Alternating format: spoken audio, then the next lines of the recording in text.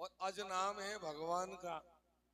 जब अज से मिल गया अजामिल तो अजामिल का कल्याण हो गया। देखो राम नाम की बड़ी महिमा है। राम से बड़ा राम का नाम है। नाम की बड़ी महिमा।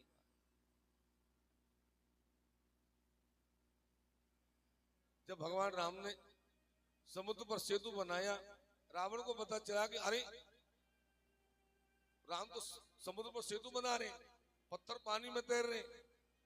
रावण ने कहा तो कौन सा बड़ा काम है, मैं ही तैरा दूं पानी में, पत्थर को क्या है। बोले तैरा के बताओ। रावण ने जाकर पानी में पत्थर फेंका तो वो डूब गया। जब डूब गया तो बोले ये क्या चक्कर है भाई। तो रावण ने राम का नाम लेकर के पानी में पत्थर फेंका, तो जैसे ही पत्थर पानी में राम का नाम लेकर फेंका तो वो पत्थर पानी में तैर गया। तो रावण भी इस बात को मान गया कि राम से बड़ा राम का नाम, इसमें कोई संदेह। इस प्रकार से नाम की महिमा को समझाया। आगे एक बार देवराज इंद्र ने अपने गुरुजी का और बड़ा अपराध कर दिया। देखो भैया, या तो जीवन में गुरु मत बनाओ, और गुरु बना लिया तो फिर गुरु का कभी अपमान मत करो। गुरु तो गुरु ही होता है। देवराज इंद्र ने अपने गुरु का अपमान कर दिया। गुरु जी कौन? बृहस्पति जी महाराज। देवताओं के गुरु है बृहस्पति जी महाराज। बृहस्पति जी महाराज जब स्वर्ग में आए तो देवराज इंद्र ने खड़े होकर स्वागत तक नहीं किया। गुरु जी को बुरा लगा, भाई ऐसी जगह जाने से क्या फायदा जहां सम्मान नहीं मिले। चलो कोई बात, आना जाना बंद कर दिया। जब आना जाना बंद कर दिया तो देवताओं को चिंता हुई, गुरुजी नाराज। गुरुजी ने सख्त कह दिया बिल्कुल नहीं आएंगे भैया, अब हम तुम्हारे। सारे देवता ब्रह्मा जी के पास में गए, बोले क्या करें महाराज, हमारे तो गुरुजी रूस गए, अब आप बताओ दूसरा गुरु किसको बनाए। तो ब्रह्मा जी ने क्या कहा, अहो वत्सुरोस्तिष्ठा अभद्रम बहुकृतम। अरे देवताओं, तुमने अभद्र कार्य किया है। गुरु को नाराज करके तुम भगवान को प्रसन्न करना चाहते हो, कभी नहीं होंगे, मना लो। बोले महाराज मनने में नहीं आ रहे, वही तो चक्कर है। बोले तुम चाहते क्या हो। बोले हम तो ये चाहते हैं काम चलाओ गुरु बना ले, बाद में गुरु जी मन जाएंगे तब उनको ले आएंगे। तब ब्रह्मा जी ने कहा कि भाई देवताओं में त्वष्टा देवता का एक बेटा है जिसका नाम है विश्वरूप, बड़ा विद्वान है, वो यदि गुरु बन जाए तो उसको बना लो। सारे देवता विश्वरूप के पास में गए विश्वरूप को गुरु बनाने के लिए। तो विश्वरूप ने पहले तो मना कर दिया। बोले भाई मैंने विद्या पढ़ी है, लेकिन मैं ये पुरोहित कर्म नहीं करता। क्यों? कि पुरोहित कर्म निंदनीय है। इसके कर्म को करने से ब्राह्मण का तेज गिर जाता है। तरह तरह का धान्य ब्राह्मण के जब आता है तो उस धान्य को खाने से ब्राह्मणत्व का तेज नष्ट हो जाता है। शिलोंचन वृत्ति है ये। यदि कोई पुरोहित कर्म को करके ब्राह्मण राजी होता है तो वो मूर्ख है। पूर्वोत्तम रश्यति नहीं दुर्मति, ये तक कहा है भागवत। देवता बोले महाराज ये पुरोहित कम कोई गांव गुराई का काम थोड़ी करवा रहे आप आचार्य हैं, और आचार्य का काम तो कोई विद्वान करेगा। आप नहीं करोगे तो आपका कोई और भाई करेगा। आपको करना है तो करो, नहीं मना करो। बोले कर देंगे कोई बात। राजी हो गए और विश्वरूप जी महाराज देवताओं के गुरु बन गए। और गुरु बनने के बाद विश्वरूप ने दुनिया को एक बहुत बढ़िया चीज दे दी। यदि विश्वरूप जी गुरु नहीं बनते तो वो चीज दुनिया में नहीं आती। क्या बड़ी चीज दे दिया? बोले गुरु जी ने, विश्वरूप जी ने बहुत बड़ी चीज दिया दुनिया को, जिसका नाम है नारायण कवच। ये नारायण कवच विश्वरूप के द्वारा प्रदत्त है। विश्वरूप जी ने ये नारायण कवच का ज्ञान इंद्र को दिया है। दुनिया में जितने भी कवच बने हैं आज तक, उन सब में सबसे बढ़िया जो कवच है वो नारायण कवच। नारायण कवच के समान कोई कवच नहीं है दुनिया। नारायण कवच में ऐसा क्या है? बोले भगवान के 24 अवतारों का नाम ले लेकर के रक्षा विधान किया है। हरि ध्यान मम सर्व रक्षा निष्ठांगी पद्म पदगिंद प्रस्थे दरार चरमा सिगदेश चापो पाषाण दधानुष्ट गुणुष्ट बाहो जलेश माम रक्षत मच्छ मूर्ति यादव गण वर्णस्य पासात तले सुमाया वटवामनो व्यात्र विक्रमो खेवत स्वरूप। ऐसे 24 अवतारों का नाम ले लेकर के रक्षा विधान। और इतना तक लिख रहा है कि यदि कोई नारायण कवच का पाठ करता है और वो नारायण कवच का पाठ करने वाला यदि कोई किसी की तरफ देख भी ले तो उसके देखने मात्र से सामने वाले का कल्याण हो जाता। इतना नारायण कवच का प्रभाव। वो नारायण कवच दिया विश्वरूप जी महाराज ने इंद्र को, और इंद्र वज्र के समान हो गया। इंद्र के यज्ञ करवाते रहे। एक दिन विश्वरूप जी महाराज जब शाम को घूमने गए तो दैत्यों की मैया दिति मिल गई। वहां ने कही, अरे बेटा विश्वरूप। बोले हाँ मामी जी। तू देवताओं को गुरु बन गया? बोले हाँ। तो बेटा तू इधर आ। धीरे से कहा, तू देवता ही देवताओं को बल काहे को बढ़ा रहा है? मेरे बेटे दैत्यन को भी बल बढ़ा दे, तू तो हमारा रिश्तेदार है। हाँ मामी जी चिंता मत करो, कल से मैं दैत्यन को भी बल बढ़ा दूंगा, मेरे हाथ को काम है। अब विश्वरूप जी ने गलती की है। नहीं, जहां जो कर्म करने आए वो कर्म करो भाई। गलत काम क्यों करते हो? गलत काम करोगे तो मरोगे, गलत काम करेगा तो मरेगा, इसमें क्या दो रहा है? अब विश्वरूप जी यहाँ गलती कर रहे, देवताओं के यज्ञ में आकर के और जोर जोर से मंत्र बोल रहे हैं देवताओं के, और धीरे धीरे मंत्र बोल करके राक्षसों की आहुति दिलाने लगे। अब सत्य तो सामने आएगा। देवताओं को पता चल गया। इंद्र से कहा, महाराज जी गुरु जी गड़बड़ कर रहे हैं। बोले क्या बात है? बोले हमारे यज्ञ में हमारे बैरियों की आहुति लग रही है, बल बढ़ा रहे। तू पागल हो गए क्या? बोले पागल नहीं, जाके देख लो। इंद्र महाराज हाथ में वस्त्र लेकर के गुरु जी के पीछे जाके खड़े हो गए। बोले मैं देखता हूँ। अब गुरु जी को पता नहीं मेरे पीछे कौन खड़ा है। गुरु जी तो आराम से बोल रहे, ओम इंद्राय स्वाहा, और धीरे से बोल दिया, हम बलि राजाय स्वाहा। जो धीरे से बलि का नाम लेकर आहुति दिलाई, इंद्र के हाथ में जो वज्र था वो वज्र से गुरु जी का माथा काट दिया इंद्र ने। बोलिए इंद्र महाराज की जय। गुरु जी का वध कर दिया, विश्वरूप को मार दिया। भागवत में लिखा है विश्वरूप के 3 सिर थे। तस्यासन विश्वरूप से शिरांसी 3 भारत सोम पीतम सुरा पीतम अन्नादम सुश्रम। एक से अमृत पीता, एक से शराब पीता, एक से अन्न खाते थे। तीनों में से एक एक पक्षी निकलकर बाहर आया जो अमंगलिक पक्षी है।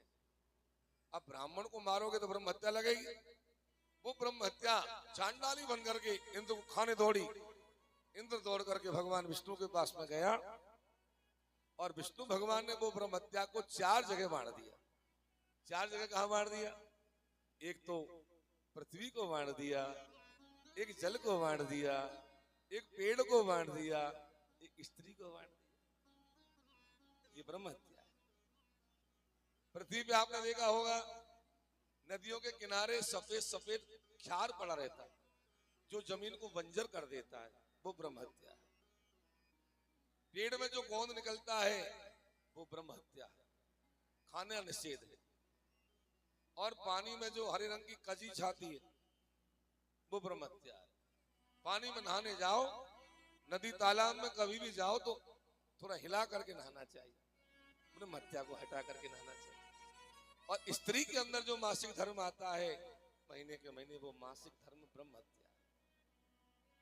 आजकल के लोग इसको कई अपवाद करते हैं, अरे साहब इससे क्या फर्क पड़ता है, ये तो वैसी चीजें हैं, प्राकृतिक चीजें हैं, इनमें कोई फर्क नहीं पड़ता है। लेकिन मैं आपको बता रहा हूं शास्त्र विधि के अनुसार यदि आप मानते हैं तो ये बिल्कुल गलत है। 3 दिन का 4 दिन का निषेध जो बताया वो कोई मूर्ख नहीं थे हमारे पूर्वज जिन्होंने और ये निषेध बताया है। आजकल के लोग नहीं मानते, अरे साहब ये फालतू बातें करते हैं। ऐसा नहीं है, ऐसा नहीं होता है भाई। निषेध तो निषेध है। ये तो क्या कहते हैं लोग, अरे ये तो प्राकृतिक चीज है, इनमें कोई दोष थोड़ी है भाई। प्राकृतिक चीज है लेकिन निषेध तो निषेध है, नियम तो नियम है भाई। इन चीजों को हम ही नहीं मानेंगे तो फिर कौन मानेगा? तो ये महीने के महीने जो मासिक धर्म आता है ये ब्रह्म हत्या है। विश्वरूप चारों को आशीर्वाद दिया भगवान ने, पृथ्वी को आशीर्वाद दिया, तुमको चाहे कितना भी गड्ढे करेंगे खोदेंगे बराबर समतल हो जाओगी। पेड़ को आशीर्वाद मिला, कितना भी लोग काटेंगे दोबारा हरे भरे हो जाओगे। और जल को आशीर्वाद दिया कि तुम्हारे बिना संसार की पवित्रता नहीं होगी। और स्त्री को आशीर्वाद दिया कि तुम्हारे बिना और गृहस्थाश्रम नहीं चलेगा। स्त्री से ही गृहस्थाश्रम, स्त्री नहीं है तो क्या है? स्त्री नहीं है तो घर कोई काम का नहीं। स्त्री चाहे तो घर को स्वर्ग बना सकती है, और स्त्री नहीं है तो घर नरक हो जाएगा। क्या काम? 4 जगह ब्रह्म हत्या को बांटा, और विश्वरूप के पिता तुष्टा देवता उसी हवन कुंड में जाकर हवन करने लगे। ध्यान देना। और वो बोलने लगे, वो चाहते थे कि इंद्र को मारने वाला पुत्र पैदा हो मेरे, क्योंकि मेरे पुत्र को इंद्र ने मारा है।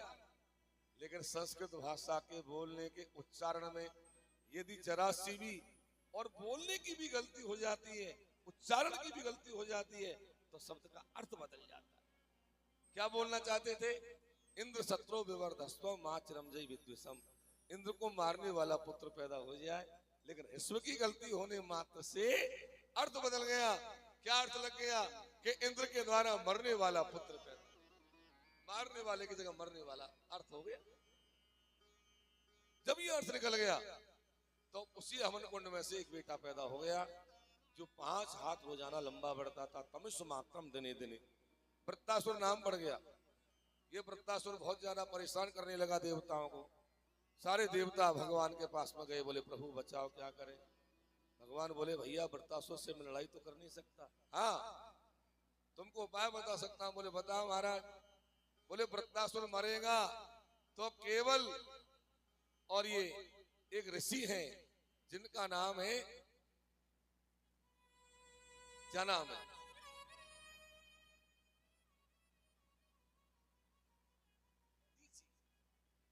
मधवनयात भद्रम वो दध्यंचा ऋषि सत्तमम। एक दधीचि नाम के ऋषि, वो दधीचि ऋषि से जाकर के हड्डियों का दान मांगो। जब उनकी हड्डियों का वज्र बनेगा, उसी वज्र के द्वारा वृत्तासुर मरेगा, अन्यथा नहीं मरेगा।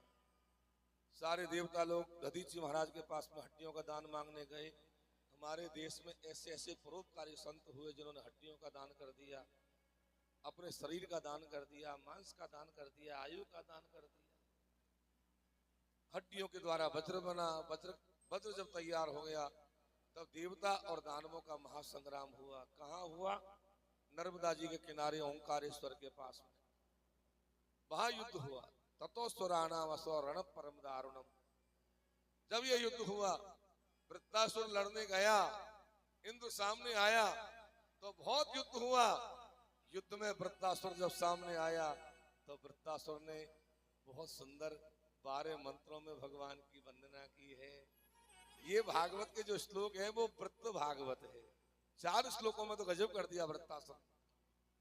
इनको वृत्त भागवत कहा है। वृत्त की चतुश्लोकी भागवत है ये वृत्तासुर।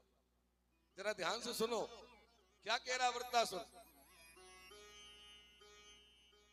अहम हरे तब पादई के मूल, अहम हरे तब पादई के मूल, अहम हरे तब पादई के मूल, अहम हरे तब पादई के मूल, दासनो दासो भवितास्मि भूया, दासनो दासो भवितास्मि भूयो, मनस्मरितासो बदे गुणास्ते, मनस्मरेता सुबते गुणास्ते, गृणीते वा कर्म करो तु कायो, वा कर्म करो तु काया, नानाक प्रष्टम न च परमेष्टम, नानाक प्रष्टो न च परमेष्टो, न सार्वभौमं न रसाधिपत्यं, न सार्वभौमं न रसाधिपत्यं, न योग सिद्धि न पुनर्भवम्, न योग सिद्धि न पुनर्भवम्, समंजसत्वा विरहय्य कांक्षे, समंजसत्वा विरहे कांक्षे, अजात पक्षा इव मातरम खगा, अजात पक्षा इव मातरम खगा, अजात पक्षा इव मातरम खगा।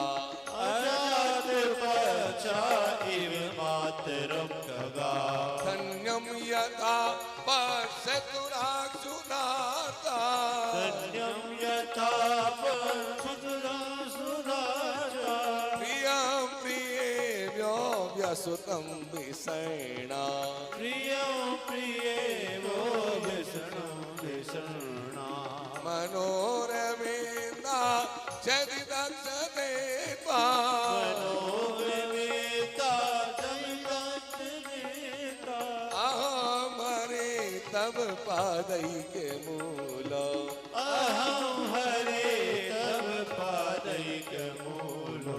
अहं हरे तव पादैके मूलो। अहं हरे तव पादैके मूलो। वृत्तासुर राक्षस होने के बावजूद भी क्या कह रहा है, जरा ध्यान से सुनो श्रोताओ बंधुओं। वृत्तासुर राक्षस है, लेकिन वृत्तासुर भगवान का पुष्टि भक्त है। भगवान इंद्र के हाथ में जो वज्र है, वज्र में नारायण बैठे हैं। इंद्र को दिखाई नहीं दे रहा है, लेकिन वृत्तासुर को दिखाई दे रहा है। क्यों? कि वृत्तासुर भगवान का पुष्टि भक्त है। वृत्तासुर कह रहा है अहम हरे तब पादई के मूलो दासानुदासो बहुदास्मि। हे नाथ, मैं आपके चरणों का मूल हूँ, मैं दास बनना नहीं चाहता। मुझे तो दासों के दासों का भी दास बना लो प्रभु। बस मेरे ऊपर आपकी कृपा बनी रहे। मैं जानता हूँ ननाक पृष्ठम न च पारमेष्टम न सार्वभौमम न रसाधिपत्यम। ने आप आकाश में रहते, ने आप पाताल में रहते, ने आप वैकुंठ में रहते। जहाँ भक्त आपको पुकारते हैं, समंत सत्ता में रही एकांक्षी मेरे पूर्वक जो जीव आपको याद करता है, वहां आप रहते हैं प्रभु। वृत्तासुर ने बहुत सुंदर भाव प्रकट किया। इंद्र को कहना पड़ा, करे दानवराज तू धन्य है, तेरी बुद्धि धन्य है, जो भगवान के चरणों में तेरे इतना ध्यान है, तू धन्य है। वृत्तासुर ने उठा करके क्या किया, एक त्रिशूल इंद्र की तरफ फेंका। जो त्रिशूल जाकर इंद्र की तरफ गया, तो वो त्रिशूल के जाते ही इंद्र के हाथ में से वज्र नीचे गिर गए। अब पहले के जमाने में नियम था कि यदि कोई हथियार नीचे गिर जाता, उसको दोबारा उठाने का नियम नहीं। अब इंद्र घबरा गया, अब क्या करूं, वज्र को उठा नहीं सकता, नियम का उल्लंघन हो जाएगा, और उठाऊंगा नहीं तो वृत्तासुर कैसे मरेगा, अब क्या करूं। अब वृत्तासुर, इंद्र घबराया। तब वृत्तासुर ने कहा कि इंद्र घबराए मत, मैं तेरे से कोई कमजोर नहीं हूं, मैं तेरे से बलवान हूं, लेकिन कमी केवल यह है कि तेरे ऊपर भगवान की कृपा है, मेरे ऊपर इस समय भगवान की कृपा नहीं, बस इसलिए तेरी विजय हो। तू एक काम कर, ये वज्र को उठा ले और उठा करके मेरी छाती में मार दे, इससे मेरी मुक्ति हो जाए। इंद्र ने लज्जित भाव से वज्र को उठाया और उठा करके वृत्तासुर की दोनों भुजाओं को काट दिया। जैसे भुजाओं को काटा तो वृत्तासुर ने अपना मुंह खोला और इंद्र को हाथी और वज्र के सहित पेट में निगल गया। 6 महीने तक पेट में रखा। महाराज जी इंद्र मरा नहीं? बोले नहीं मरा। क्यों नहीं मरा? नारायण कवच के प्रभाव से नहीं मरा इंद्र, नारायण कवच का प्रभाव था। भीतर से को चीरता रहा। 6 महीने बाद में जाकर के इंद्र के द्वारा वृत्तासुर का वध हुआ। बोली इंद्र महाराज की जय। जब ये वृत्तासुर मर गया तो वृत्तासुर के मरने का प्रसंग जब सुखदेव जी ने राजा परीक्षित को सुनाया तो राजा परीक्षित के मन में शंका हो। क्या कहा? बोले जन्म जन्म मुनि जतन कराई, जन्म जन्म मुनि जतन कराई, जन्म जन्म मुनि जतन कराई, अंतराम मुख आवत नाही, अंतराम कहीं आवत नाही, अंतराम कहीं आवत नाही। सुखदेव जी से राजा परीक्षित ने कहा रजस्तम स्वभावस्य ब्रह्मण वृत्तस्य पापमनो नारायणे भगवती कथमा सीध दृढ़ामति। ये तो राक्षस था, लेकिन फिर भी इसके मन में भगवान की भक्ति क्यों थी गुरुदेव? बड़े बड़े योगी जन प्रयास करते हैं कि अंत में भगवान का नाम हमारे मुख से निकले, कि नहीं निकलता। वृत्तासुर ने ऐसा कौन सा पुण्य का काम कर दिया जो आज भगवान का नाम लेता लेता ये मर गया? हमारा जब ये कहा तब सुखदेव जी ने वृत्तासुर का पूर्व जन्म का प्रसंग सुनाया कि ये मथुरापुरी का राजा था वृत्तासुर पहले, और राजा का नाम था चित्रकेतु। क्या नाम था? चित्रकेतु। और ये चित्रकेतु राजा के 1 करोड़ रानियां थी। 1 करोड़। तस्य भार्या सहस्त्रस्य सहस्त्राणि दशा भवन। 10,000 को 10,000 से गुणा कर दो, 1 करोड़। लेकिन 1 करोड़ रानियों में एक भी रानी के पुत्र नहीं था, संतान नहीं था। राजा हमेशा ये सोचता भगवान ने सब दिया लेकिन संतान क्यों नहीं दिया। एक बार राजा के महलों में नारद जी महाराज, अंगरा ऋषि पधारे। दोनों का स्वागत सत्कार किया। दोनों ने कहा कहो राजन क्या बात है? बोले महाराज और तो सब बढ़िया है लेकिन एक कमी है। बोले क्या? बोले संतान नहीं है महाराज हमारे। बोले संतान तो तुम्हारे भाग्य में नहीं। नहीं महाराज एक ही हो जाए। बोले कहां से हो जाए? महाराज एक तो होना चाहिए। बोले हो कहां से जाए भाई? बोले महाराज एक तो दे के जाओ। बोले नहीं हम तो जा रहे हैं। बोले आप जा रहे हो तो सुन लो, या तो मुझे पुत्र दे के जाओ, नहीं आपके देखते देखते महल से गिर करके मर रहा हूं। जब राजा मरने की बात करने लगा तो नारद जी बोले राजन मरने से काम नहीं चलेगा। आत्मा का दिया हुआ फलता है। राजा जबरदस्ती करके कोई चीज ली जाती है वो कभी फलीभूत नहीं होती। तू जबरदस्ती कर रहा है। बोले महाराज जबरदस्ती मान लो, आपको बेटा तो दे के जाना ही पड़ेगा। अंगरा ऋषि को इशारा दिया। अंगरा ऋषि ने गाय के दूध में खीर बनवाई। खीर को दोने में लिया और कहा कि हे राजन तेरे 1 करोड़ रानी है, कोई भी रानी को खिला देना, उसके बेटा हो जाए। अब राजा चक्कर में पड़ गया, कौन सी को खवाऊं? 1 करोड़ है, कौन सी को खवाऊं? सो बड़ी बड़ी जो रानी थी उसका नाम था कृतध्वति, उसको खिला दिया। कृतध्वति रानी के पुत्र हो गया। 10वें महीने में पुत्र हो गया। और पुत्र होने के बाद अब तो राजा बड़े प्रसन्न। सोने का दान, चांदी का दान, घोड़ों का दान, गैयों का दान। बहुत प्रसन्न हुए राजा, बहुत प्रसन्न हुए। अब तो राजा का और जगह आना जाना बिल्कुल बंद हो गया। वो बच्चे के चक्कर में राजा वहीं रहते आराम से। जब और रानियों की आना जाना बिल्कुल बंद कर दिया तो और रानियों ने मिलकर के क्या किया? षड्यंत्र कि वो छोटे बच्चे को जहर दे करके मार दिया। जब वो बच्चा मर गया रानी की तो हालत खराब। रानी की आंखों में से आंसू, स्तनों में से दूध की धारा आने लग गई। राजा तो पागल हो गया मानो। जब ये बहुत विपत्ति का समय जब आ गया तो उसी समय नारद जी और अंगरा ऋषि दोनों राजा के महलों में फिर आ गए। राजा पहचान नहीं पाया कौन है। कोई वाम ज्ञान संपन्नो महिष्टोच महीयसाम अवधूतेन वेशेण रूढ़ाव्य समागत हुआ। कौन है महाराज ने जान नहीं पाया। नारद जी ने कहा कि ये अंगरा ऋषि है, मैं नारद हूं, तुमको पुत्र दे के गए थे। बोले महाराज ये छोटी उम्र का पुत्र क्यों दिया, लंबी उम्र का पुत्र क्यों नहीं दिया? बोले राजा हमने तेरे से मना किया था तो नहीं माना। अरे महाराज ये तो मर गया, इसको जीवित करो। बोले कैसे जीवित होगा? मर गया वो। बोले मैं कुछ नहीं जानता, इसको जीवित करो। जब राजा जिद करने लगे तो नारद जी ने अंगरा ऋषि को इशारा दिया। मरे हुए बच्चे के छींटा मारे, बच्चे में प्राण आ गए। बोले महाराज, बच्चा बोला किसने बुलाया मुझे? नारद जी ने कहा हमने क्यों बुलाया? बोले तुम्हारे पिताजी याद कर रहे हैं। बोले कौन पिताजी? बोले राजा।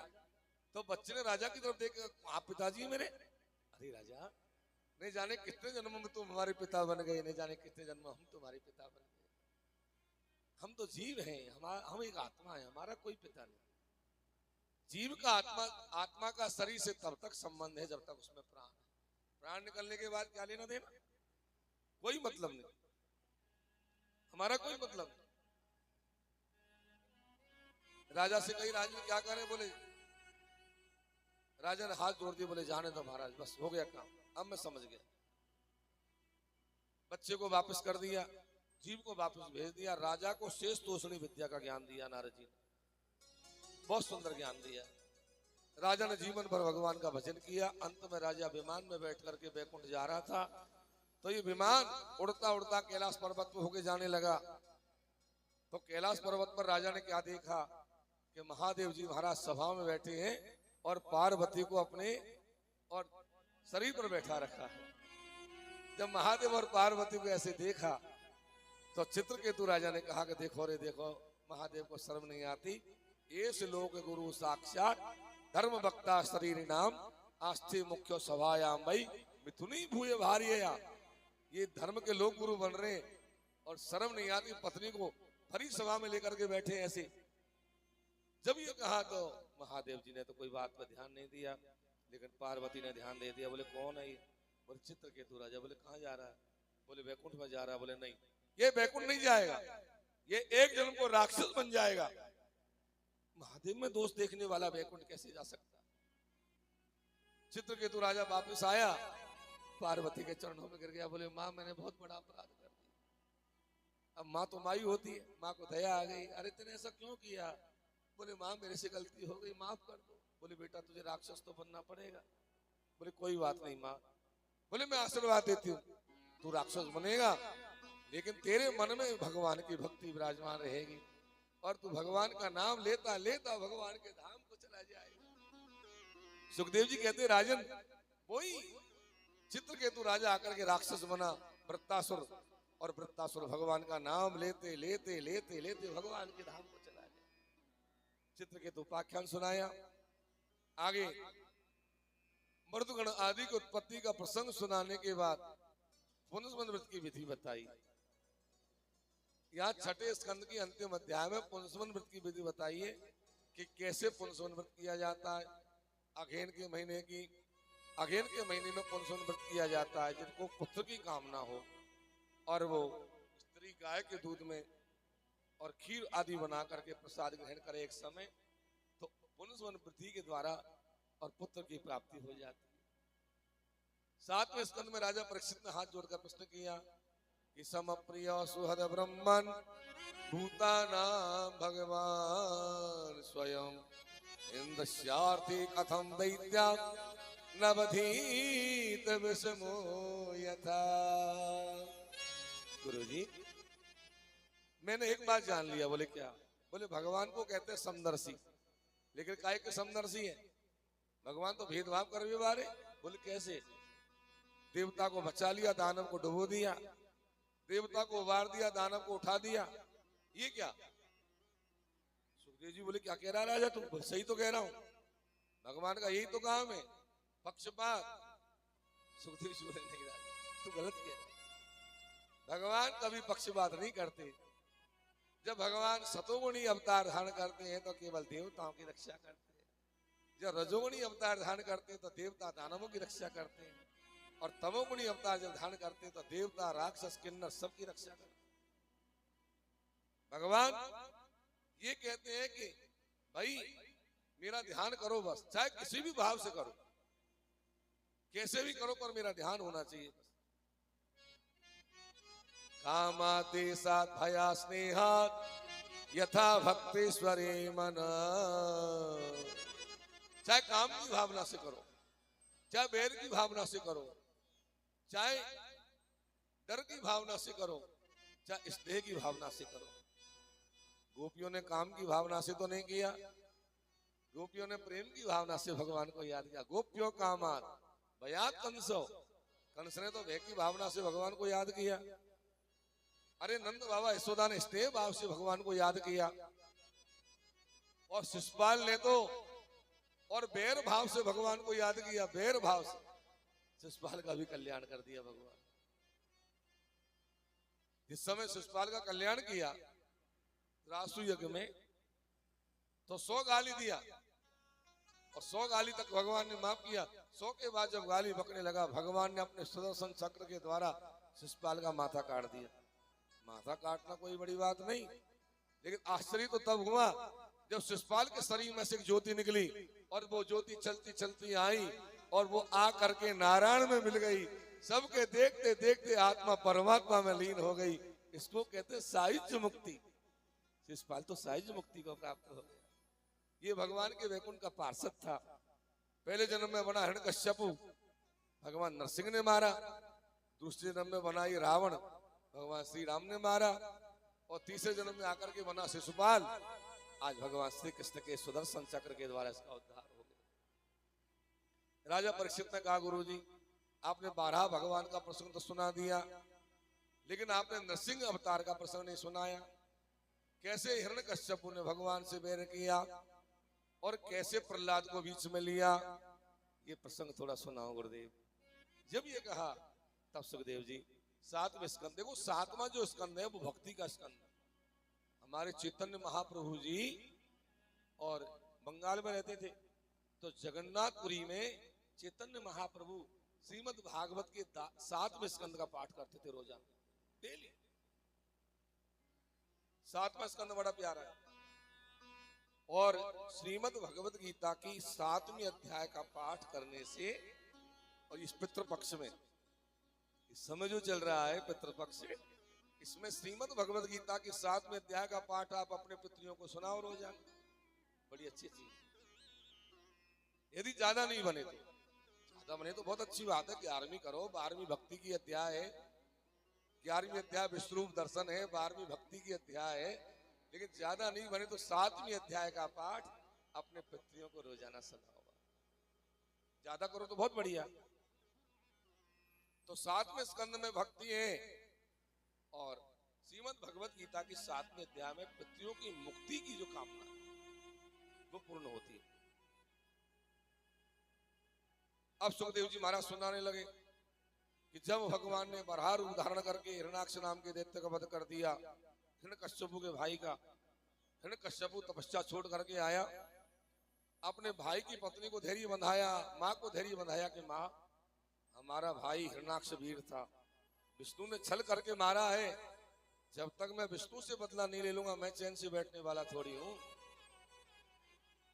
अब तो महाराज विचार किया कि मैं किसका भजन करूं, विष्णु तो मेरे बैरी है, उसका भजन तो मैं करूंगा ही नहीं। महादेव नशा पता करने वाले उनको यही पता नहीं मेरा भगत कहां भजन कर रहा है। हाँ ब्रह्मा की तपस्या करेंगे, तो ब्रह्मा की घोर तपस्या की हिरण्यकश्यपु। जब मिट्टी का दीवला शरीर पर छा गया, कैसे भजन किया वो भी लिखा है भागवत में। पादांगुष्ठा सितावनी, पादांगुष्ठा सितावनी, पैरों के पंजों पे खड़ा हो गया हिरण्यकश्यप, और ऊपर को हाथ कर लिए, पैरों के पंजों पे खड़ा होकर, और ऐसा भजन किया कि मिट्टी का दीवला छा गया शरीर। ऐसा भजन करते थे राक्षस लोग पहले। तब ब्रह्मा जी वरदान देने आए, बोले मांग बेटा।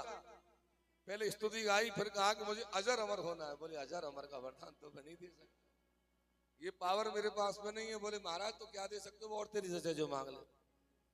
तब हिरण्यकश्यपु ने मांगा कि यदि राशि समीनाथ परस्तम वरदर्शभ, यदि आप वरदान देना चाहते हो तो भूतेभ्यो सृष्टेभ्यो मृत्युर्मान मम प्रभु, आपकी सृष्टि में पैदा हुए किसी भी जीव के द्वारा मेरी मृत्यु नहीं हो। न आदमी से मरू, न जानवर से मरू, न दिन में मरू, न रात में मरू, न अस्त्र से मरू, न शस्त्र से मरू, न घर में मरू, न बाहर मरू। और महाराज मैं वर्ष के 12 महीने में मरना नहीं चाहता, किसी भी प्रकार से मेरी मृत्यु नहीं होनी चाहिए। ब्रह्मा जी ने माथा पकड़ लिया, हे भगवान भगत तो बहुत मिले पर ऐसा भगत तो पहली बार ही मिला है, गजब कर दिया। ब्रह्मा जी बोले ताते में दुर्लभा पुंसान ज्ञान प्रणी से वरान ममो, ये वरदान वैसे देने को तो नहीं है पर दे देता हूं, चलो कोई बात। वरदान मिल गई। वरदान प्राप्त करके जब हिरण्यकश्यपु नगर में आया, मुल्तान में सब जगह राम नाम बंद कर दिया।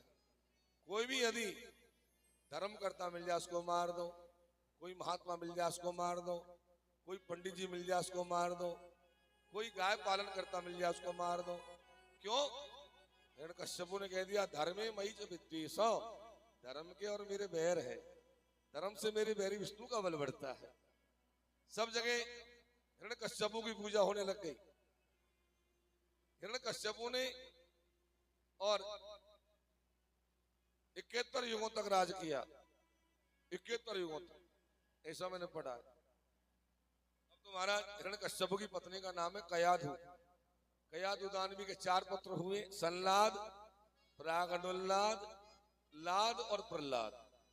देखो हिरण्यकश्यपु का मतलब क्या है, हिरण्याक्ष का मतलब तो आपने कल समझ लिया। हिरण्यकश्यपु किसको कहते हैं? हिरण्य का मतलब सोना, कश्यपु का मतलब पलंग, जो सोने के पलंग पर सोए वो हिरण्यकश्यपु, अर्थात भोगी, भोगी आदमी को हिरण्यकश्यपु कहते हैं। और प्रहलाद शब्द का क्या अर्थ है? प्रहलाद शब्द का क्या अर्थ है? लाद शब्द में प्रे उपसर्ग लगा हुआ है। प्रे उपसर्ग का मतलब क्या है? प्रे प्रकृष्टम श्री कृष्णम लाद प्रहलाद, जिसका प्रेम श्री कृष्ण के चरणों से हो वो प्रहलाद, वही प्रहलाद। तो चार पुत्र हुए, संलाद, प्रागुललाद, लाद और प्रहलाद। चारों को बड़ा होने पर पाठशाला में पढ़ने भेज दिया। कौन सी पाठशाला में भेजा?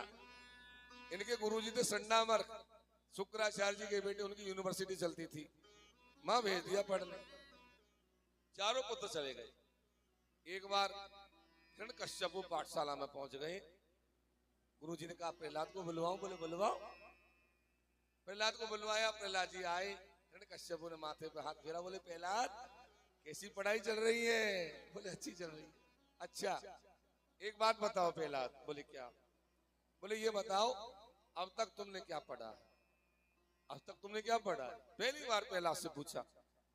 तो प्रहलाद जी महाराज ने क्या कहा कि तत्साधु मन्ने सुरवर्य देहिना सदा समुग्ने निधिहाय सद्ग्रहा हित्वात्मपातम गृहमन्धकूप वनम गतो या हरिमाश्रयेमा। मैंने तो यही पढ़ा पिताजी कि संसार का जो सुख है वो अधम है, इसके चक्कर में नहीं पड़ करके और वन में जाकर के भगवान हरि का भजन करो। हरि का भजन हरि है तुम्हारा, हरि का भजन करो, हरि है तुम्हारा। हरि का भजन करो, हरि है तुम्हारा। सभी गाइए भाव से। भजन करो, हरि है हमारा। हरि का भजन करो, हरि है हमारा। हरि का भजन करो, हरि हमारा। हरि के भजन बिना, हरि के भजन बिना, हरि के भजन बिना, हरि के भजन बिना ओ नहीं है गुजारा। हरि का भजन करो, हरि है हमारा। हरि का भजन करो, हरि है हमारा।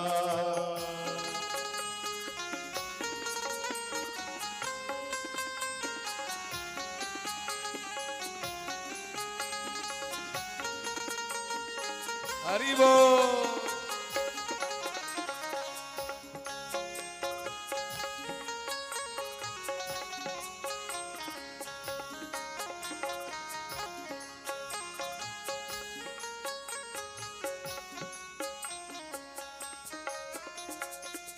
हरि नाम से ही तेरा काम बनेगा।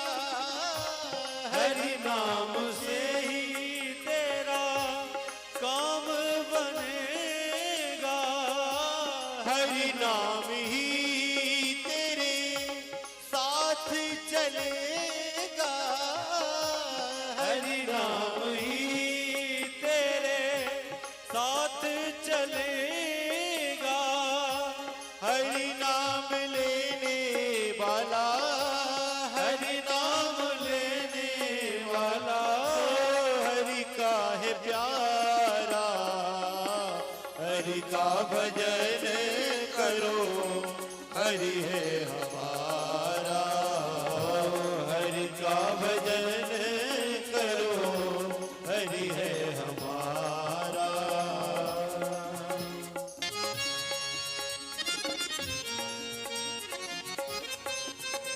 हरि बोल।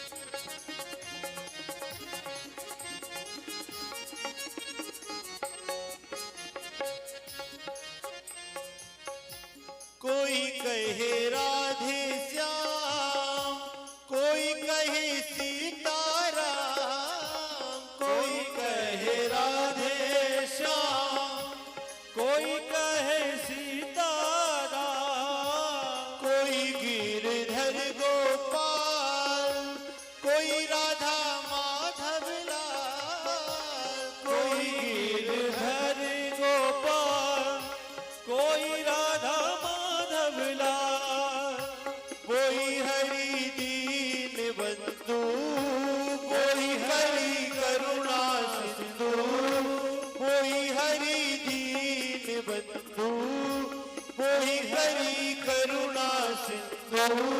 नमो बारंबार हरि का भजन करो, हरि है हमारा, हरि का भजन करो, हरि है हमारा।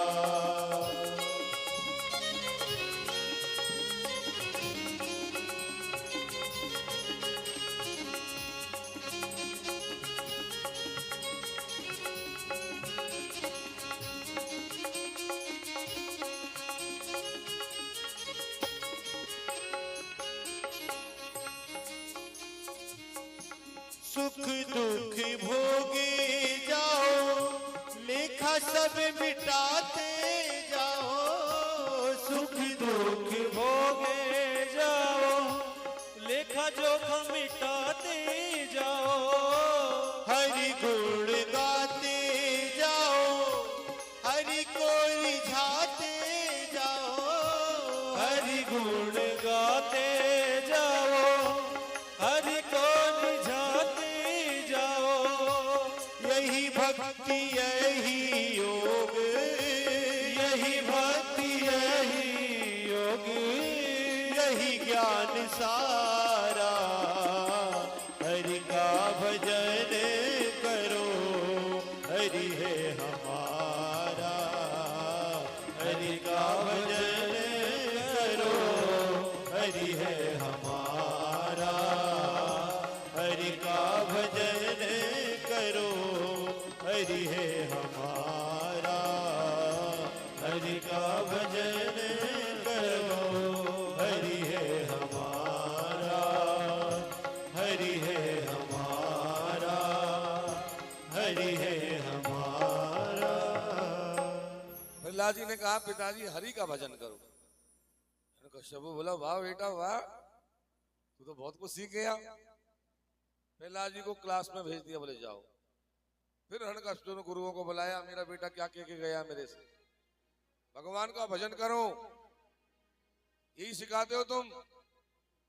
गुरुजी बोले महाराज हमने तो आज तक ही नहीं सिखाया।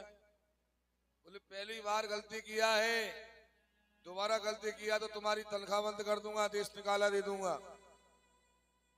हिरण्यकश्यप कह करके आ गए। प्रहलाद जी को गुरुजी समझाने लगे, बेटा तेरे पिताजी भगवान हैं, तू कौन से भगवान की बात कर रहा है? प्रहलाद जी बोले गुरुजी मेरे पिताजी भगवान नहीं, भगवान तो कोई और चीज है। गुरुजी बोले तू पागल है क्या? बोले नहीं गुरुजी। अरे तू कहां से पागल पैदा हो गया? देते हो चंदन बने जातो यम कंटक द्रुमो, हमारे देवताओं के चंदन बने, तू पहला बमूल का पेड़ कहां से पैदा हो गया? प्रहलाद जी को कोई बात नहीं लगी। थोड़े दिन के बाद छुट्टियां आई, प्रहलाद जी राजभवन में पधारे। हिरण्यकश्यप ने बुलाया, गोद में बैठाया और हाथ फेर करके पूछा, अब बता बेटा क्या सीख के आया है? अब की बार तो प्रहलाद जी ने पूरी भागवत का सारी बता दिया। क्या बताया? बोले श्रवणम कीर्तनम विष्णु स्मरणम पाद सेवनम अर्चनम बंदनम दास्यम सख्यात्म निवेदनम। पिताजी भगवान की भक्ति 9 प्रकार की होती है। पहली कथा सुनना, दूसरी कीर्तन करना, तीसरी भजन करना, चौथी चरणों की सेवा करना, पांचवी अर्चना करना, छठी वंदना करना, सातवीं दास बन जाना, आठवीं सखा बन जाना, नौवीं आठ निवेदन करना। मेरा कुछ नहीं प्रभु आपका। कोई भी भक्ति को जीव कर ले उसका बेड़ा पार हो जाता है। जब ये प्रहलाद जी ने नवदा भक्ति का ज्ञान अपने पिता को दिया, हिरण्यकश्यप ने प्रहलाद को नीचे फेंक दिया। गुरुओं को बुलाओ। दोनों गुरु आए, बोले क्या बात है महाराज? बोले बच्चे बिगाड़ दिए। बोले कौन सा बच्चा बिगाड़ दिया? बोले पहला।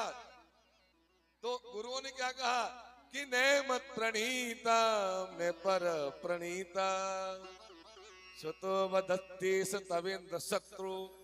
हे इंद्र शत्रु, पहला हमसे पढ़ाया नहीं जाएगा, ये तो पढ़ा पढ़ाया, इसको क्या पढ़ाएंगे हम, इसको पढ़ाने की जरूरत ही नहीं, सारी विद्याओं में पास है। बोले क्या हुआ? बोले महाराज हमसे पढ़ने में नहीं आएगा। हिरण्यकश्यप ने सोचा मैं ही करूंगा इसका इलाज, मेरे बैरी का भगत बन रहा है। अब तो हिरण्यकश्यप ने प्रहलाद जी को मारने के लिए सबसे पहले रसोइये को बुलाया कि आज ऐसा करना, प्रहलाद के भोजन में जहर मिला देना, मर जाएगा। अब तो ये रसोइया जहर मिला रहा था, जैसे ही वो जहर का भोजन जाने लगा प्रहलाद जी के पास, भगवान ने वैकुंठ में भगवान शंकर का ध्यान किया। भोलेनाथ, हे भोलेनाथ, आज मेरे प्रहलाद को बचा लेना। भोले बाबा गए, जहर को निकाला और अमृत ले जाकर के प्रहलाद जी के और भोजन में रख दिया। प्रहलाद जी का बाल भी बांका नहीं हुआ। प्रहलाद जी जब नहीं मरे तो हिरण्यकश्यप ने प्रहलाद जी को नौकरों के द्वारा पकड़वा करके पहाड़ की ऊपर की चोटी से नीचे फेंकवा दिया। लेकिन जैसे ही फेंका, भगवान ने बीच में जाकर के झेल लिया, प्रहलाद जी का बाल भी बांका नहीं हुआ। अब तो प्रहलाद जी को सर्प से कटाया, हाथियों से कुचलवाया और आग में जलाया। प्रहलाद जी की बुआ जी थी होलिका, वो आई, बोले भैया मैं करूंगी ये काम। बोले क्या? बोले मैं ब्रह्मा के द्वारा शीतल पट को ओढ़ करके दिए हुए को और आग में बैठ जाऊं, मेरे ऊपर अग्नि का असर नहीं होता। बोले ठीक है तो बैठो। होलिका बैठ गई प्रहलाद जी को गोद में लेकर के, लेकिन जैसे ही आग लगी और ये होलिका का शीतल पट था, उसको भगवान ने जलती हुई आग में आकर के प्रहलाद जी के शरीर पर लपेटा और प्रहलाद जी को जलती आग में से निकाल करके पाठशाला में पहुंचा दिया। और बुआ जी पूरी रात जल करके राख हो। प्रहलाद जी का बाल भी बांका नहीं हुआ। सुबह राक्षसों को बुलाया, बोले क्या हुआ रात को? बोले महाराज वहां तो कोई भी नहीं है, न बुआ जी ने भतीजा, सब मर गए, दोनों ही मर गए दिखते। हिरण्यकश्यप ने कहा कि देखो, जब ये बालक पैदा हुआ तब मेरा भाई हिरण्याक्ष मरा था और मरते मरते मेरी बहन को भी ले गया साथ में, कोई बात नहीं। हिरण्यकश्यप बड़े प्रसन्न हुए। बच्चे पाठशाला में पढ़ने गए 7 बजे, तो कमरे में से आवाज आ रही, ओम नमो भगवते वासुदेवाय। बच्चों ने कहा तू प्रहलाद है? बोले हाँ। अरे भाई तू रात को मर गया था कल। प्रहलाद जी बोले मैं खाई को मर गया, बुआ जी मर गई, बुआ जी को मरना था वो मर गई। बच्चे बोले प्रहलाद तू ये बता, तेरे पिताजी तुझे बार बार मारने का प्रयास करते, तू मरता क्यों नहीं, तेरे पास ऐसा क्या है? तो प्रहलाद जी ने कहा मेरे गुरुओं की कृपा है। तेरे गुरु कौन है? बोले नारद जी। अरे भाई तूने नारद जी को गुरु कब बना लिया? तो प्रहलाद जी कहते हैं जब मैं मेरी माँ के गर्भ में था तो मेरे पिताजी तो तपस्या करने चले गए और इंद्र मेरी माँ का हरण करके लेकर के जा रहा था। रास्ते में नारद जी मिल गए। नारद जी बोले अरे इंद्र, इसके गर्भ में तो भगवान का भक्त बालक पल रहा है, मुझे दे दो। नारद जी कृपा करके मेरी माँ को आश्रम पर ले आए और वहां जो सत्संग होता, कथा कीर्तन होता, उसको मैं गर्भ में बैठा बैठा सुनता रहा और मैंने गर्भ में ही नारद जी को गुरु बना लिया। मेरे गुरु नारद जी हैं। और मेरे पिता ने जब राम नाम बंद कर दिया था तो एक कुम्हार हाव के पास में खड़ा होकर राम राम रट रहा था। मैंने पूछा क्या बात है? बोले महाराज 2 बिल्ली के बच्चे यहाँ में रह गए, तो मैंने देखा राम नाम के प्रभाव से दोनों बिल्ली के बच्चा वो हाव में से जीवित के जीवित बाहर आ गए। मैंने उस कुम्हार को अपना गुरु बना लिया। प्रहलाद जी कह रहे हैं कि भैया कुमारम आचरित प्राज्ञो धर्मान भाग्य बतानिहा दुर्लभम मानुषो जन्म तदप्य ध्रुवमर्थदम। भैया बचपन से ही भगवान में ध्यान लगा लो, वही काम आएगा। बुढ़ापे में किया हो भजन तो अगले जन्म में काम आता है और जवानी में किया हुआ भजन इसी जन्म में काम आ जाता है। बचपन से यदि भगवान में ध्यान रखोगे तो इसी जन्म में उसका फल मिलने लग जाएगा। अब बुढ़ापे में हाथ पैर काम नहीं कर रहे, जब भजन करोगे तो अगले जन्म में काम करेगा वो। दूसरी बात कही कि भाई भागवत धर्म का पालन करो। तीसरी बात कही कि क्षण भंगुर जीवन है, कोई पता नहीं कब जाना पड़ जाए। प्रहलाद जी ने बहुत सुंदर ज्ञान दिया बच्चों को। बच्चे बोले प्रहलाद हम भी तेरी तरह यदि भजन करेंगे तो हमको भी कोई नहीं मार सकता। बोले किसकी ताकत जो मार दे। बोले तो फिर हम भी भजन करेंगे। बोले कल होली मन गई, आज धूलेंडी बनाएंगे, चलो सब हमारे साथ। जो राजी खुशी आ जाए वो ठीक है, नहीं तो बुआ जी की राग को पोटली में बांध करके जो नहीं है उसकी पीठ में जाकर के मारो, जबरदस्ती पकड़ के ले आओ, नगर कीर्तन करो। अब तो प्रहलाद जी सारे बच्चों को लेकर के कीर्तन करने लगे। सब बच्चे गाते जा रहे, नाचते जा रहे। हरि भजन बिना विश्राम नहीं, हरि भजन बिना विश्राम नहीं, हरि भजन बिना विश्राम नहीं, ओ हरि भजन बिना विश्राम नहीं, श्री राम बिना आराम नहीं, श्री राम बिना आराम नहीं, हरि भजन बिना विश्राम नहीं, हरि भजन बिना विश्राम नहीं। श्रीमन नारायण नारायण नारायण, श्रीमन नारायण नारायण नारायण, श्रीमन नारायण नारायण नारायण, श्रीमन नारायण नारायण नारायण, भजमन नारायण नारायण नारायण, भजमन नारायण नारायण नारायण, बद्री नारायण नारायण नारायण, बद्री नारायण नारायण नारायण, श्रीमन नारायण नारायण नारायण, श्रीमन नारायण नारायण नारायण।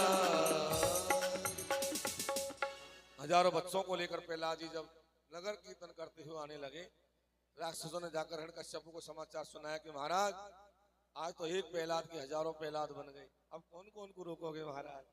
बोले क्या हुआ। बोले आपका पुत्र प्रहलाद हजारों बच्चों को लेकर नगर कीर्तन करता हुआ आ रहा है आपकी तरफ। हिरण्यकश्यप ने कहा उसको पकड़ करके मेरे सामने लाओ। हजारों बच्चों में से प्रहलाद जी को पकड़ करके लाया गया। हिरण्यकश्यप ने हाथ पकड़ करके कहा हे दुर्नीत मंदात्मल कुल भेद करा धमो। अरे दुर्नीत मंदात्मा कुल का भेद कराने वाले करा धम, मैं सोचता था तुझे अपने हाथों से नहीं मारूं, लेकिन आज तुझे कोई बचाने वाला नहीं। तू ये बता किसके बल पे फूल रहा है, तुझे किसका बल है। तो प्रहलाद जी ने कहा कि नहीं कई बलम में भवतस्य राजन सबई बलम बलि नाम चा परेशान। पिताजी मुझे वही बलवानों के बलवान का बल है जिसके बस में ब्रह्मा अधिक देवता है, उसी का बल है मुझे। कहाँ है तेरा भगवान, कहाँ है तेरा जगदीश, तू मुझे तो बता। क्या तुझे मेरे अंदर तेरा भगवान दिख रहा है, क्या तेरे अंदर दिख रहा है, क्या ये तलवार में दिख रहा है, क्या खंबे में दिख रहा है, कहाँ दिख रहा है। तो प्रहलाद जी बोले पिताजी बस यही तो फर्क है, आपकी समझ में मेरी समझ में यही तो फर्क है।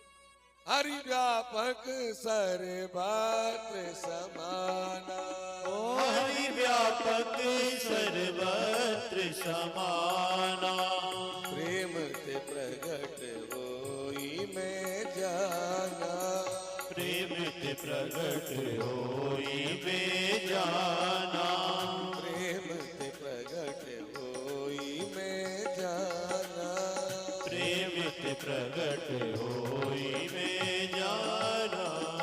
पिताजी मैं यही तो कह रहा हूं, भगवान तो सर्वव्यापी, ऐसी कौन सी जगह जा नहीं है, कहाँ है।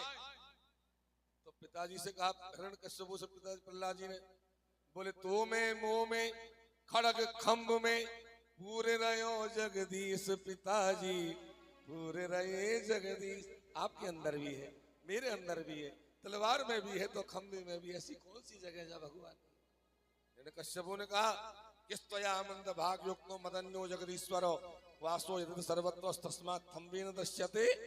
सब जगह दिख रहा तो क्या खम्भे में भी दिख रहा है। प्रहलाद जी ने खम्भे की तरफ देखा तो खम्भे में भगवान चीटी रूप में नजर आ गए। प्रहलाद जी ने समझ गए हाँ यही मेरे भगवान। प्रहलाद जी ने कहा और है मेरे भगवान। बोले चींटी को भगवान कहता है? बोले नहीं, ये चींटी नहीं, यही मेरे भगवान है। हिरण्यकश्यप ने कहा कि पहले तेरे भगवान को देखता हूं, फिर तुझे देखूंगा। ऐसा कहकर के हिरण्यकश्यप ने और खंबे पर जाकर जो गदा मारी, गदा के मारते खंबा फट गया और खंबे को फाड़ कर नरसिंह भगवान प्रकट हो गए। बोलिए नरसिंह भगवान की जय हो। सत्यम विधातुम निज भृत्य भाषितम भूते सुचात्मे सुखिले सुचात्मन अदस्यता तद रूप मद्वहन हम भी सभायाम नृमृगम ने मानुष। अपने भक्त के वचन को सत्य करने के लिए भगवान नरसिंह बन करके आ गए और सिंहासन पर आकर के भगवान बैठ गए। हिरण्यकश्यप के साथ भगवान का युद्ध हुआ, गदा से गदा टकराई, लेकिन हिरण्यकश्यप जब मरने में नहीं आया, भगवान ने कहा कि अब ब्रह्मा के वरदान को पूरा करता हुआ मैं तुझे मारूंगा। तो भगवान ने दिन में मारा, ने रात में मारा, संध्या के समय हिरण्यकश्यप को मारा और ने घर में मारा, ने बाहर मारा, देहड़ी पे लेकर के मारा, ने धरती पे मारा, ने आकाश में मारा, अपने पैरों पे फटक करके मारा, ने अस्त्र से मारा, ने शस्त्र से मारा, अपने नाखूनों के द्वारा पेट को विदीर्ण कर दिया और वर्ष के 12 महीने में भी भगवान ने नहीं मारा। 13वां महीना बनाकर हिरण्यकश्यप का वध किया। हिरण्यकश्यप बोले नरसिंह भगवान की। हिरण्यकश्यप जब मर गया, लेकिन प्रहलाद जी का हिरण्यकश्यप मर गया, लेकिन नरसिंह भगवान का क्रोध ठंडा नहीं हुआ। सारे देवता डर गए, बोले भगवान का बड़ा अवतार है, भगवान की पूजा हो, तुलसी चढ़े, पुष्प चढ़े, माला चढ़े, भेंट हो, लेकिन करे कौन? किसकी ताकत जो नरसिंह भगवान के सामने आ जाए। सारे देवता डर गए। लक्ष्मी जी को लाए तो लक्ष्मी जी भी डर गई। जब सब डर गए तभी ब्रह्मा जी की निगाह प्रहलाद पर पड़ी। बोले प्रहलाद तू ही भगवान के क्रोध को ठंडा कर। तब प्रहलाद जी खड़े हो गए और भगवान के चरणों में खड़े होकर के प्रहलाद जी ने स्तुति गाई। ब्रह्मा दयो सुर गणा मुनयो तसिद्धा सत्तई केतान मतयो वचसाम प्रवाहै नाराधितुम पुरगुणै रघुनापि पिप्रू किम तुष्टुमर्हति समे हरिरोग्रजाते। प्रहलाद जी कहते हैं नाथ ब्रह्मा जी खड़े हैं, महादेव जी खड़े हैं, बड़े बड़े देवता खड़े हैं और वही जब आपकी स्तुति नहीं कर पा रहे तो मेरे जैसा अधम कुल में पैदा हुआ एक छोटा सा बालक क्या स्तुति करेगा। बहुत सुंदर प्रहलाद जी ने स्तुति गाई। भगवान ने कहा प्रहलाद वरदान मांग, लेकिन प्रहलाद जी ने वरदान नहीं मांगा। नहीं प्रभु मैं कोई बनिया थोड़ी सौदा करने वाला। अरे बेटा मांग। तो प्रहलाद जी ने मांगा कि नाथ यदि देना ही चाहते हो तो ये वरदान दे दो कि मेरे मन में कभी कुछ मांगने की कामना ही नहीं आए, बस मेरी कामनाओं का नाश हो जाए। ये कामना कभी पूरी नहीं होती जीवन भर। भगवान बोले नहीं बेटा और कुछ मांग ले। तो प्रहलाद जी ने अपने पिता के मरे हुए शरीर को देखा।